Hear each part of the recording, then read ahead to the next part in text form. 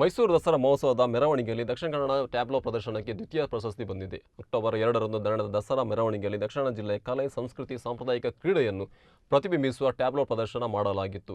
ಯಕ್ಷಗಾನ, ಕಂಬಳ, ಹುಲಿವೇಷ ಮತ್ತಿತರ ಸಾಂಪ್ರದಾಯಿಕ ಮತ್ತು ಜಾನಪದ ಕ್ರೀಡೆಗಳ ವಿಷಯಗಳನ್ನು ಈ ಟ್ಯಾಬ್ಲೋದಲ್ಲಿ ಅಳವಡಿಸಲಾಗಿತ್ತು.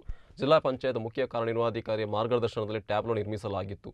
ನೋಡಲ್ ಅಧಿಕಾರಿಯಾಗಿ ಗ್ರಾಮೀಣ ಕೈಗಾರಿಕೆ ಇಲಾಖೆಯ ಉಪನಿರ್ದೇಶಕ ಮಂಜುನಾಥ್ ಹೆಗಡೆ ಕಾರ್ಯನಿರ್ವಹಿಸಿದ್ದರು.